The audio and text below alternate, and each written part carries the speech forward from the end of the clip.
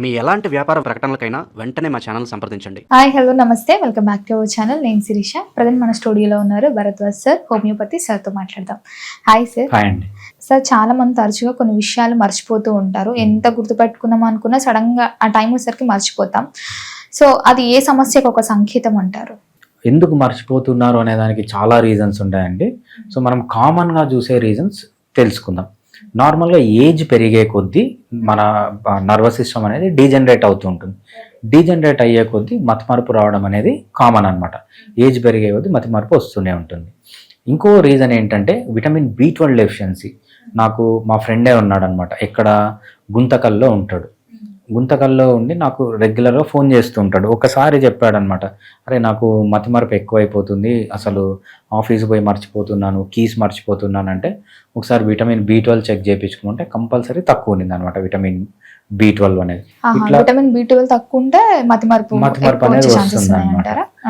ఇట్లా చాలా కొన్ని డిసీజెస్ కూడా ఉన్నాయి. ఏ డిసీజెస్కైనా మనము అది విటమిన్ డెఫిషియన్సీ అయితే విటమిన్స్ తీసుకోవాలి. అది విటమిన్ డెఫిషియన్సీ కాకుండా ఏదైనా వేరే డిసీజ్ అయితే హోమియోపతి మెడిసిన్స్ చాలా బాగా పనిచేస్తాయి. సో చిన్నపిల్లల్లో కానీ, పెద్దవాళ్ళలో కానీ, ఆడవాళ్ళల్లో కానీ, మగవాళ్ళల్లో కానీ, ముసలి వాళ్ళల్లో కానీ, ఏ ఏజ్లో గ్రూప్లో అయినా కూడా హోమియోపతి మెడిసిన్స్ మతిమరుపు వాడచ్చు. చాలామంది తల్లిదండ్రులు ఏమొస్తారంటే, సార్ మా వాడు చదువుతున్నాడు కానీ ఏం గుర్తుండట్లేదు. అటువంటి వాళ్ళకు కూడా హోమియోపతిలో చాలా మంచి మెడిసిన్స్ అనేవి ఉన్నాయి. కొన్ని డిసీజెస్ కూడా ఉంటాయన్నమాట. ఆ డిసీజెస్లో కూడా ఆ ప్యాథాలజీ వల్ల మర్చిపోతూ ఉంటారు. వీటి వల్ల కూడా వస్తుంటుంది. ఎస్పెషల్లీ ఆటిజము, ADHD చిన్నపిల్లలకు కూడా ఈ మతిమరుపు ప్రాబ్లమ్స్ అనేవి ఉంటాయి. వాళ్ళకు కూడా హోమియోపతి చాలా బాగా పనిచేస్తుంది. ఏ కారణం లేకుండా ఇంకొక గ్రూప్ ఉంటారనమాట. సార్ మేము అన్ని టెస్టులు చేయించాం, అన్నీ నార్మల్ ఉన్నాయి కానీ మర్చిపోతున్నాం. ఎటువంటివి మర్చిపోతారంటే, కొంతమంది పాత జరిగిన కొంతమంది మర్చిపోతారు, రీసెంట్గా జరిగిన కొంతమంది మర్చిపోతారు. కొంతమంది నిన్న మొన్న ఏం జరిగిందంటే చెప్పలేరు, చిన్నప్పుడు ఏం జరిగిందంటే క్లియర్గా ఎక్స్ప్లెయిన్ చేస్తారు. కొంతమంది నిన్న మొన్న జరిగిన మాత్రమే గుర్తుంటాయి, పాత ఏం జరిగిందంటే గుర్తుండదు. మనం ఇవన్నీ సిమ్టమ్స్ తీసుకొని హోమియోపతిలో కాన్స్టిట్యూషనల్ మెడిసిన్ ఇస్తే మోస్ట్ ఆఫ్ ది పీపుల్, చిన్నపిల్లలు కానీ పెద్దవాళ్ళు కానీ మతిమరుపు నుంచి బయటపడతారనమాట. సార్, జనరల్గా చూసుకుంటే చాలా మందికి ఎక్కువ జర్నీ చేస్తుంటే తలనొప్పి వస్తుంటుంది. కొంతమందికి స్ట్రెస్ వల్ల కూడా వస్తుంది. కొంతమందికి రీసెంట్గా టైమ్స్లో చూస్తే అసలు కారణం లేకుండానే తరచుగా తలనొప్పి అనేది వస్తూ ఉంటుంది. ఎందుకంటారు? దానికి కారణం ఏంటి? మనకు మెయిన్గా హెడేక్ రావడానికి రీజన్ ఏంటంటే అండి, మన లైఫ్ స్టైల్ సరిగా లేకపోవడం. చెత్త తిండి తినడం, 24 hours తినడం, దాంతోపాటు ఎక్సర్సైజ్ లేకపోవడం.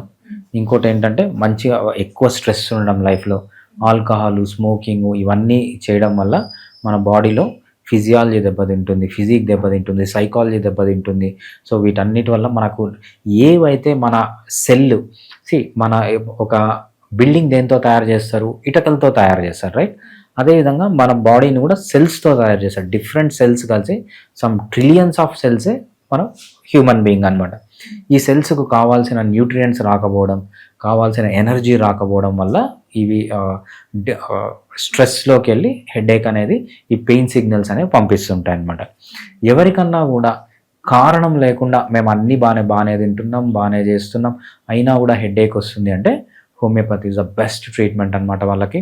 ఇవే కాకుండా కొన్ని మైగ్రేన్స్ ఉండొచ్చు, క్లస్టర్ హెడేక్స్ ఉండొచ్చు, ఏ టైప్ ఆఫ్ హెడేక్ అయినా హోమియోపతి చాలా బాగా పనిచేస్తుంది. హోమియోపతిలో హెడేక్ స్పెషాలిటీ ఏంటంటే without side effects. Pain killers జోలికి పోకుండా పర్మనెంట్ సొల్యూషన్ కావాలి, క్విక్గా రిలీఫ్ కావాలి, మళ్ళీ రాకుండా కంప్లీట్గా ప్రివెంట్ కావాలి, వచ్చిన హెడేక్ వెంటనే తగ్గాలి అంటే homeopathy is the best treatment. Long term నేను హ్యాపీగా ఉండాలి, నేను పెయిన్ కిల్లర్స్ వాడకూడదు, స్టెరాయిడ్స్ వాడకూడదు అనుకునే వాళ్ళకి homeopathy is the best option. Sir, ఇప్పుడున్న జనరేషన్లో చాలా మంది మైగ్రేన్ ప్రాబ్లం వల్ల చాలా ఫేస్ చేస్తున్నారు. చాలా టఫ్ కండిషన్ అదని. అసలు మైగ్రేన్ ఎందుకు వస్తుంది అంటారు? రైట్, ఒక మన బాడీలో డిఫరెంట్ పార్ట్స్ ఉంటాయి, రైట్? ప్రతి ఒక్క పార్ట్కి ఆర్టీరియల్ సప్లై ఉంటుంది, అంటే మంచి బ్లడ్ సప్లై చేయాలి. ఏమేమి సప్లై చేస్తుంది? ఆర్టరీస్ అనేవి చిన్న పైప్స్ అనమాట. ఆ పైపులు ఏం సప్లై చేస్తాయంటే vitamins, minerals, fats, proteins, carbohydrates, enzymes, hormones అన్నీ ఒక పార్ట్కి సప్లై చేస్తాం, రైట్? ఒక పార్ట్ అన్నీ యూజ్ చేసుకొని వేస్ట్ మెటీరియల్ రిలీజ్ చేస్తాం. ఆ వేస్ట్ మెటీరియల్ అక్కడి నుంచి బయటకు తీసుకొని రావాలి. అట్లా ప్రతి ఒక్క పార్ట్కి మన బాడీలో సిస్టమ్ ఉంటుంది అనమాట. దాన్ని కార్డియోవాస్కులర్ సిస్టమ్ అంటాం అన్నమాట. దీంట్లో ఆర్టరీస్ వీన్స్ అనే ఉంటాయి. మన బ్రెయిన్లో కూడా ఉంటాయి ఆర్టరీస్ వీన్స్ అని. ఏదైతే సప్లై చేసే ఆర్టరీ ఉంటుందో అది ఫర్ ఎగ్జాంపుల్ 1 mm ఉందనుకోండి, 1 mm కంటే తక్కువ అయిపోయింది, కన్స్ట్రిక్ట్ అయిపోయింది. ఈ కన్స్ట్రిక్ట్ అయిపోయినప్పుడు ఏమవుతుందంటే సివియర్ పెయిన్ వస్తుంది. కొంతమందికి లెఫ్ట్ సైడ్ ఉంటుంది, కొంతమందికి రైట్ సైడ్ ఉంటుంది, కొంతమందికి 2 sides ఉంటుంది అనమాట పెయిన్, హోల్ పెయిన్ కూడా వస్తుంది. దాన్ని మనం మైగ్రేన్ అంటాం. మైగ్రేన్ రావడానికి వందల రీజన్స్ ఉన్నాయి. మెయిన్ రీజన్స్ వచ్చి మనం తినే తిండిలో కల్తీ ఉండొచ్చు, నిద్ర సరిగా లేకపోవచ్చు, ఎక్సర్సైజ్ సరిగా లేకపోవచ్చు, స్ట్రెస్ ఉండొచ్చు, వందల రీజన్స్ ఉన్నాయన్నమాట. ఏ రీజన్ అయినా కూడా మైగ్రేన్కి నంబర్ 1 మెడిసిన్ ప్రపంచంలో ఏదన్నా ఉందంటే హోమియోపతి. అలోపతిలో దీనికి పర్మనెంట్ సొల్యూషనే లేదు. పెయిన్ వచ్చినప్పుడు అంతా పెయిన్ కిల్లర్స్ వేసుకోవాలి. ఈ పెయిన్ కిల్లర్స్ వస్తే మత్తు వస్తుంది, జాబ్ పైన కాన్సన్ట్రేట్ చేయలేరు, చదువు పైన కాన్సన్ట్రేట్ చేయలేరు. ఇవన్నీ కాకుండా చాలా క్విక్గా పెయిన్ రిలీఫ్ కావాలి, పర్మనెంట్ సొల్యూషన్ రావాలి, మళ్ళీ మళ్ళీ ప్రాబ్లం రాకూడదు, వితౌట్ సైడ్ ఎఫెక్ట్స్ ట్రీట్మెంట్ చేసుకోవాలంటే homeopathy is the best option అనమాట వీళ్ళకి. సార్ చాలా మందికి చేతులు వణుకుతూ ఉంటాయి రీజన్ లేకుండానే. సో అది ఏ నర్వ్కి ఒక సమస్య సంకేతం అంటారు దానికి? రైట్. సో మనకు ఇన్వాలంటరీ మూమెంట్స్ చేతుల్లో వస్తున్నాయంటే చాలా రీజన్స్ ఉంటాయండి. మనం మెడిసిన్ టెక్స్ట్ బుక్ చూస్తే ఆల్మోస్ట్ ఆల్ న్యూరలాజికల్ డిజార్డర్స్కి ఈ ప్రాబ్లం ఉంటుంది. మనం కామన్గా చూసే ప్రాబ్లమ్స్ ఏంటి ఇది అంటే ఫస్ట్ యాంగ్జైటీ. చాలామంది పేషెంట్స్ వస్తారన్నమాట. నిన్న కూడా ఒక పేషెంట్ వచ్చారు. ఆ పేషెంట్ ఏం చెప్తారంటే, సార్ నేను నార్మల్గా ఉంటాను, చిన్నప్పుడు నేను ఒకసారి ఎగ్జామ్ రాస్తుంటే ఆ ఎగ్జామ్ రాసే టైంలో నాకు అంటే చిన్నప్పుడు కాదు, ఆయన జాబ్ కోసం ఏదో ఎగ్జామ్ రాస్తున్నాడంట. ఆ ఎగ్జామ్కి ప్రిపేర్ అయ్యేటప్పుడు ఆ ఎగ్జామ్ హాల్లో ఈ ట్రెమర్స్ అనేవి స్టార్ట్ అయినాయి. అప్పటి నుంచి ఇప్పుడు వరకు 80 years ఆయనకి ఇప్పుడు వరకు పోలేదు. ఆయనకి నార్మల్గా ఉంటే బాగానే ఉంటుంది. ఎవరన్నా ఏదన్నా రాయండి అని ఎవరన్నా చూస్తూ ఉంటే ఆ స్ట్రెస్ వచ్చేస్తుంది అనమాట. చెక్కు పైన సంతకం పెట్టండి అంటే ఆ స్ట్రెస్ వచ్చేస్తుంది. ఆయన చెక్కు పైన సంతకం పెట్టిన చాలా చెక్కులు రిజెక్ట్ అవుతాయంట, అది మ్యాచ్ కాక. నెంబర్ 1 రీజన్ ఏంటంటే స్ట్రెస్ అనమాట. ఇంకోటి ఏంటంటే deficiencies, especially vitamin B12 deficiency. Vitamin B12 అనేది మన నరాల పైన చాలా ఎఫెక్ట్ ఉంటుంది. ఈ డెఫిషియన్సీ ఉన్నా కూడా ఈ ట్రెమర్స్ అనేవి వస్తుంటాయి. ఆ పేషెంట్కి చిన్నప్పటి నుంచి అంటే యంగ్ ఏజ్ అప్పటి నుంచి ఉన్న ఏవైతే ట్రెమర్స్ ఉన్నాయో వితిన్ 1 month కంప్లీట్గా హోమియోపతి ట్రీట్మెంట్ ద్వారా తగ్గిపోతాయి. సో స్ట్రెస్ వల్ల వచ్చే ట్రెమర్స్కి హోమియోపతి బాగా పనిచేస్తుంది. అంతేకాకుండా ఇప్పుడు హోమియోపతిలో కూడా విటమిన్ B12 టాబ్లెట్స్ వచ్చాయి, చాలా ఎక్సలెంట్గా పనిచేస్తున్నాయి. వేరే వాటికంటే చాలా ఎక్కువ స్పీడ్గా రిజల్ట్స్ అనేవి చూపిస్తున్నాయి. ట్రెమర్స్ కన్నా ఉన్నాయి, అది ఏ రీజన్ అన్నా ఉండొచ్చు.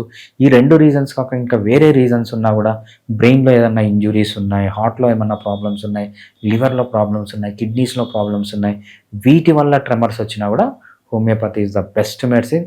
సైడ్ ఎఫెక్ట్స్ లేకుండా పర్మనెంట్ సొల్యూషన్ కావాలంటే ఈ ట్రెమర్స్కి హోమియోపతిని వాడాలి. సో నార్మల్గా మన బాడీలో అయినా వేరే వాళ్ళ హెల్త్ పరంగా చూసుకున్నా సరే నరాల బలహీనత ఉంది అని మనకు ఎలా తెలుస్తుంది అంటారు? సిమ్టమ్స్ ఏమైనా తెలుస్తాయి? రైట్. నరాల బలహీనత అనేది వేగ్ టర్మ్ అండి. నరాలు అనేది మన బాడీ ప్రతి ఒక్క పార్ట్కి సప్లై చేస్తాయి. ప్రతి ఒక్క పార్ట్ డ్యామేజ్ అవుతుంది అన్నమాట నరాల బలహీనత వచ్చినప్పుడు. నార్మల్గా మనం ఎలా గుర్తుపడతాం నరాల బలహీనత అంటే, సిస్టమ్ సరిగా పనిచేయకపోవడం, డైజెస్టివ్ సిస్టమ్ సరిగా పనిచేయకపోవడం, రెస్పిరేటరీ సిస్టమ్ పనిచేయకపోవడం, కార్డియోవాస్కులర్ సిస్టమ్ పనిచేయకపోవడం, రీప్రొడక్టివ్ సిస్టమ్ పనిచేయకపోవడం, మన కాళ్ళు చేతులు సరిగా పనిచేయకపోవడం. మన బాడీలో ఏ సిస్టము పనిచేయకపోయినా అది నరాలకు సంబంధించింది ఉంటుందన్నమాట. సో మనకు different types of nervous system ఉంది. ఆటోనోమస్ నర్వస్ సిస్టమ్ అంటాం, అంటే మన ప్రమేయం లేకుండా అవంతకు అవే చేసుకోబోతుంది. డైజెషన్ మనం చెప్పం దానికి, అదంతకు అదే చేసుకొని పోతుంది. ఇటువంటి ప్రాబ్లమ్స్. రెస్పిరేషన్ మన బాడీకి మనం చెప్పం, ఊపిరి తీర్చుకుని అదే తీసుకుంటుంది. ఇవంతా ఆటోనామస్ నర్వస్ సిస్టమ్ కిందకి వస్తాయన్నమాట. వాలంటరీ నర్వస్ సిస్టమ్ అంటే చేతులు కదలాలి, కాళ్ళు కదలాలి, మూవ్ కావాలి, నడవాలి, ఇదంతా ఇక్కడ కూడా ప్రాబ్లమ్స్ వస్తాయి. దీన్ని ఏమంటామంటే వాలంటరీ నర్వస్ సిస్టమ్. ఇంకోటి సెన్సరీ నర్వస్ సిస్టమ్ అంటాం, అంటే మన టచ్ బాగా పనిచేస్తుందా లేదా, స్మెల్ బాగా వస్తుందా లేదా, టేస్ట్ బాగా వస్తుందా లేదా, విజన్ బాగుందా లేదా. సో మన బాడీలో ఏదైనా కూడా మన నర్వస్ సిస్టమ్ లింక్ అయి ఉంటుంది. వీటిలో ఏ ప్రాబ్లం వచ్చినా కూడా మనం ఫస్ట్ డయాగ్నోజ్ చేయాలి, ఏ నరాలకు సంబంధించిందని. దాన్ని బట్టి మనం ఏ నర్వ్ ప్రాబ్లంకైనా హోమియోపతి వాడితే పర్మనెంట్ సొల్యూషన్, అంటే కంప్లీట్గా మీకు ఏదైతే డ్యామేజ్ జరిగిందో అది కంప్లీట్గా రికవర్ కావడం, మళ్ళీ మళ్ళీ రాకుండా దాన్ని ప్రివెంట్ చేయడం, ఇవన్నీ 0 సైడ్ ఎఫెక్ట్స్ చేసుకోవడం. నరాల బలహీనతకి ఆయుర్వేద, యునాని, సిద్ధ, అలోపతి బెటర్గా హోమియోపతి పనిచేస్తుంది. 0 సైడ్ ఎఫెక్ట్స్తో హోమియోపతి ద్వారా అన్ని నరాల ప్రాబ్లమ్స్ మనము క్లియర్ చేసుకోవచ్చు. సార్ చాలా వరకు చాలా మంది ఊరికి ఎక్కువగా ఆలోచిస్తారు. అవసరం ఉన్నదానికైనా అవసరం లేని దానికైనా ఆలోచిస్తూ ఉంటారు. సో ఇలా ఆలోచించడం వల్ల బ్రెయిన్కి ఏదైనా ప్రభావం చూపుతుందంటారా? రైట్. కొంతమంది చూడండి, మా రిలేటివే ఒక అతను ఉన్నాడనమాట. అతను జీవితంలో మొత్తం పోగొట్టుకున్నాడు. జాబ్ పోగొట్టుకున్నాడు, బిజినెస్ చేశాడు, బిజినెస్ పోగొట్టుకున్నాడు.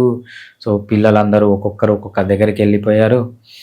అయినా కూడా ఆయన ఎట్లుంటాడంటే ఆయన ఫేస్లోంచి నవ్వు పోదు అసలుకి, ఎంజాయ్ చేస్తూనే ఉంటాడు.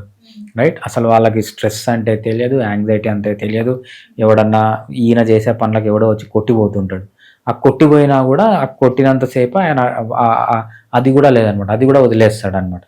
కొంతమంది న్యాచురల్గానే వాళ్ళకి ఆ స్ట్రెస్ మెకానిజం అనేది ఉండదన్నమాట. ఫర్ ఎగ్జాంపుల్ డొనాల్డ్ ట్రంప్ తీసుకోండి, వాడికి ప్రపంచంలో ఏం జరిగినా కూడా వాడికి కొంచెం కూడా స్ట్రెస్ ఉండదు అనమాట. ఆడు కొంతమంది ఉంటారు, ఆడు మూలలో ఏదో ఒక చిన్న ఎవరికీ సంబంధం లేని జాబ్ చేస్తూ ఉంటాడు, అయినా కూడా స్ట్రెస్లోకి వెళ్తాడు అనమాట. అంటే వాళ్ళ నర్వస్ సిస్టమ్ కానీ అలా పనిచేస్తుంది అనమాట. మోస్ట్లీ ఇదంతా జెనెటిక్స్ పైన ఉంటుంది.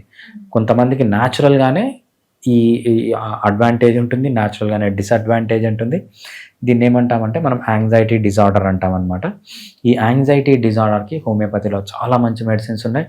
నాకు ఒక కేసు ఉందన్నమాట. ఆయన ప్రగతి నగర ఎక్కడో ఉంటారు, అక్కడ ఉండి ఆయన సాఫ్ట్వేర్ ఇంజనీరు.